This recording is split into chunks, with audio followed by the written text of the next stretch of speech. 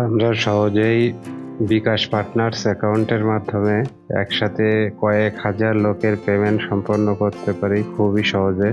যেমন আমরা স্কুল কলেজের ছাত্রছাত্রীদের উপবৃত্তির টাকা, বয়স্ক ভাতা, যে কোনো ধরনের মজুরি পেমেন্ট করার সময় আমাদের একসাথে অনেকজনের পেমেন্ট সম্পন্ন করতে হয়।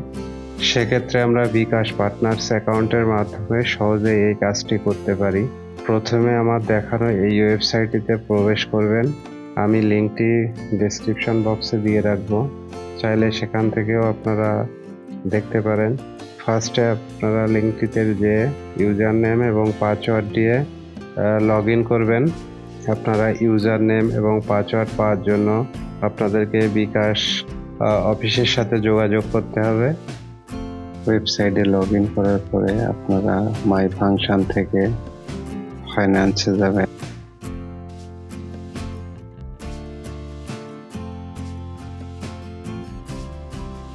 ফাইন্যান্সে যে আপনারা অ্যাডে ক্লিক করবেন। অ্যাডে ক্লিক করার পরে আপনারা এভাবে দেখতে পাবেন। এরপর আপনারা ব্যাংকে যে টাকা জমা দিয়েছেন তার ইনফরমেশনগুলো এখানে অ্যাড করতে হবে। ফার্স্টে আপনারা ব্যাংক ট্রানজ্যাকশন নম্বর, এখানে আপনারা যদি চেকের মাধ্যমে টাকাটি জমা দিয়ে থাকেন তাহলে এখানে চেক নম্বরটি প্রবেশ করাবেন।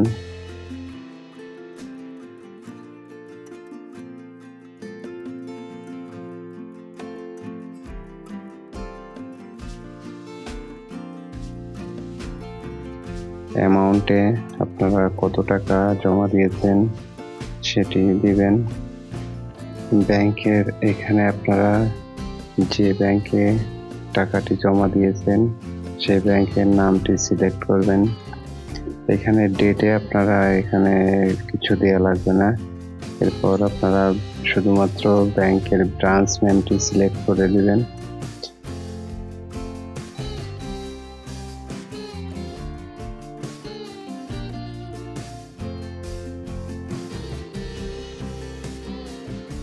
রিজনের ক্ষেত্রে আপনারা ফর লিফটিং দিবেন। এরপরে আপনারা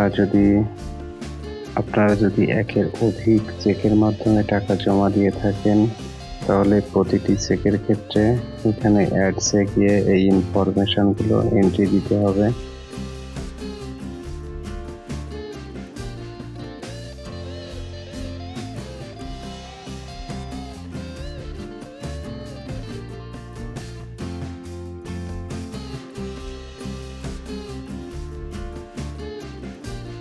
সবগুলো অ্যাড করা হয়ে গেলে আপনারা সর্বশেষ চেঞ্জ টু স্টেটমেন্ট এখানে ক্লিক করবেন এবং সকল তথ্য যদি ঠিক থাকে তাহলে ইয়েস বাটনে ক্লিক করবেন। এরপর আপনাদের এই ইনফরমেশনগুলো বিকাশের একজন কর্মকর্তা যদি সকল তথ্য ঠিক থাকে তাহলে অ্যাপ্রুভ করে দিবে। ব্যাংকের কর্মকর্তায় অ্যাপ্রুভ করে দেওয়ার পরে আপনারা অ্যাকাউন্ট ভিউতে গেলে আপনাদের ব্যালেন্স এবং সকল তথ্য আপনারা দেখতে পারবেন।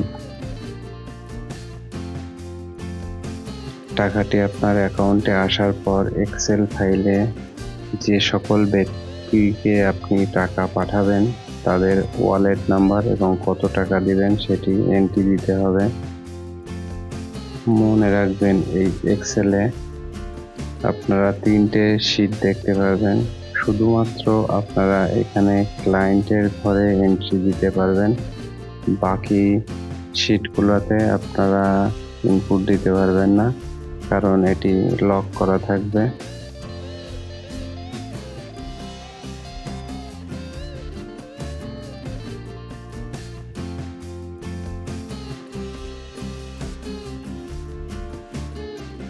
এন্ট্রি শেষ হওয়ার পরে আপনারা বিকাশ পার্টনার্স অ্যাকাউন্টে চলে যাবেন। সেখানে আপনারা ফার্স্টে মাই ফাংশন থেকে বাল্কে ক্লিক করবেন। ফার্স্টে বাল্ক টাইপ দিবেন, বাল্ক পেমেন্ট, এক্সেল টেমপ্লেটের জায়গা এখানে আপনারা এক্সেল সিলেক্ট করে দিবেন। আপনারা অন্য ফাইল যদি সেভ করে থাকেন সেটিও আপনারা দিতে পারেন। এখানে আপনারা প্ল্যান নেম আপনাদের পছন্দ অনুযায়ী দিতে পারেন। ফাইলে আপনারা যে এক্সেল শিটটি এন্ট্রি দিয়েছেন সেটি ইনপুট করতে হবে। ইনপুট দেওয়ার পরে যদি কোনো এরর থাকে এখানে আপনাকে একটি মেসেজ দিবে। ডেসক্রিপশনে আপনারা ওকে দিবেন, অর্গানাইজেশন নেম আপনারা সিলেক্ট করে দিবেন, তারপর সার্ভিসে bulk B2C salary payment select করবেন, কমেন্টে আপনারা ওকে দিবেন। সর্বশেষ আপনারা শিডিউল টাইমে next available time slot select করে সকল ইনফরমেশন যদি ঠিক থাকে তাহলে সাবমিট বাটনে ক্লিক করবেন। সর্বশেষ আপনারা একটি বাল্ক প্ল্যান আইডি পাবেন। বিকাশ কর্মকর্তা সবকিছু যাচাই বাছাই করে অ্যাপ্রুভ করলে আপনার অ্যাকাউন্ট থেকে টাকাটা যে সকল ব্যক্তি কাছে পাঠাতে চান তাদের কাছে সেন্ড হয়ে যাবে। ভিডিওটি ভালো লেগে থাকলে লাইক, কমেন্ট এবং শেয়ার করে দিবেন।